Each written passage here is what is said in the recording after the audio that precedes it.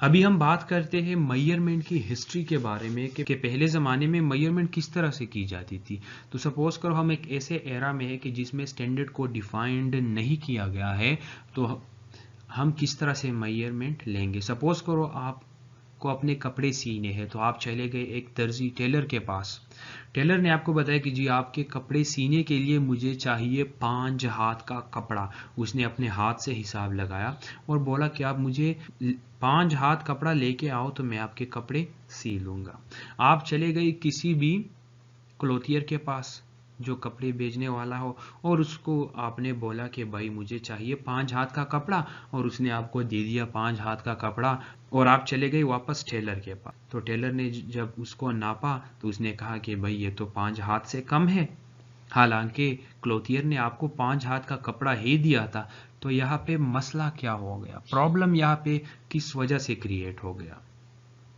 तो टेलर ने जो हिसाब लगाया था वो उसने अपने हाथ के हिसाब से लगाया था, लेकिन जो क्लोथियर ने आपको कपड़े दे दिए वो उसने अपने हाथ के हिसाब से दे दिया। तो अभी कपड़ा जो है वो कम इस वजह से पड़ गया, हो सकता है कि जो क्लोथियर था उसके हाथ छोटे हो, उसका कद छोटा हो, उसके हिसाब से उसके हाथ छोटे हो, तो जो 5 हाथ का कपड़ा था वो कम पड़ गया। तो इसी तरह के डिस्क्रिपेंसीज या इसी तरह के वाकयात से हमें स्टैंडर्ड को डिफाइन करना पड़ा, यानी मेजरमेंट में प्रॉब्लम्स हमें पेश हो रही थी। तो उन प्रॉब्लम्स को रिमूव करने के लिए हमने डिफरेंट सिस्टम्स इंट्रोड्यूस कराए, जैसे सीजीएस सिस्टम हो गया, एमकेएस सिस्टम हो गया। सीजीएस में चीज़ों को सेंटीमीटर, ग्राम और सेकंड में जो है वो मेजर किया जाता है। सिस्टम तो हमने बना लिए, लेकिन जो सिस्टम इंटरनेशनल है उसकी ज़रूरत हमें क्या पड़ गई। मेजरमेंट करने के लिए जो सिस्टम्स रिक्वायर्ड थे वो तो बन गए। अभी इन सिस्टम में जो पहले से वजूद में थे उनमें 2 मसले थे। सबसे पहला मसला कि एक ही कंट्री के डिफरेंट रीजन्स या डिफरेंट सिटीज़ में एक ही क्वांटिटी के डिफरेंट यूनिट्स होते थे, या एक ही अगर यूनिट होता था तो उसके डिफरेंट मतलब होते थे डिफरेंट रीजन्स में। जैसे हम एक फेमस एग्जांपल से इसको समझ लेते हैं। सर आइजक न्यूटन ने जब पेंडुलम की लेंथ को स्पेसिफाई कर लिया अपने बुक में, तो उसने बजाय ये लिखने की कि वो लिख के 37 whole 7/8 inches long, 37 inches total और 7/8 इंचेस मजीद, यानी ये कुछ बन जाता है 37.9 इंचेस। इस तरह लिखने की बजाय उन्होंने लिखा 37 होल 7/8 लंदन इंचेस। इससे ये जाहिर होता है कि उस टाइम में इंग्लैंड के डिफरेंट सिटीज में जो लेंथ की यूनिट थी वो तो इंच ही थी, पर डिफरेंट सिटीज में इंच का मतलब डिफरेंट था। यानी हो सकता है एक सिटी में एक इंच जो है वो 25 सेंटीमीटर के बराबर हो सकता है दूसरे किसी सिटी में ये 20 सेंटीमीटर के बराबर हो। तो एक ही यूनिट के डिफरेंट मतलब थे। डिफरेंट सिटीज में एक ही यूनिट होता था, लेकिन उसका मतलब अलग होता था, जैसे इस मिसाल से आप देख सकते हैं।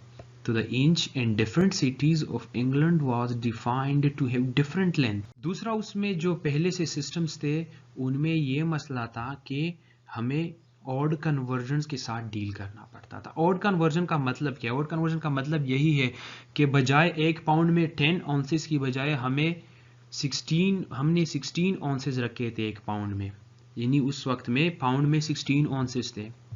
पाउंड जो है वो वेट का यूनिट है, जैसे न्यूटन होता है।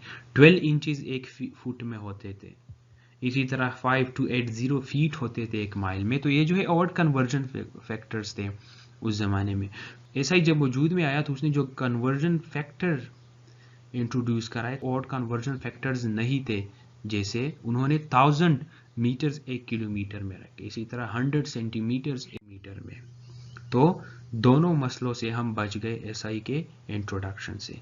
तो एसआई ने बेस क्वांटिटीज जो है वो 7 रखी है और उनके यूनिट्स को बोला जाता है एसआई बेस यूनिट्स। तो हम देखते हैं कि एसआई बेस क्वांटिटीज के यूनिट कौन कौन से हैं। तो जैसे 7 है टोटल बेस क्वांटिटीज इन नंबर। सबसे पहला क्वांटिटी है वो है लेंथ। लेंथ की जो हम यूनिट लेते हैं वो है मीटर। यानी मीटर लेंथ की यूनिट है। और लेंथ को जो है वो किस सिंबल से हम रिप्रेजेंट कर सकते हैं, आप एल से भी रिप्रेजेंट कर सकते हैं, एक्स से भी रिप्रेजेंट कर सकते हैं, और एटसेट्रा मेनी सिंबल्स लेंथ के हो सकते हैं। इसका यूनिट जो है वो है मीटर, और मीटर का सिंबल एम है। इसी तरह मास को हम स्मॉल एम से जो है वो रिप्रेजेंट करते हैं। इसी तरह लेंथ को भी स्मॉल एल एक्स से रिप्रेजेंट करते हैं। मास का जो यूनिट है वो है किलोग्राम, और किलोग्राम को हम लिखते हैं केजी।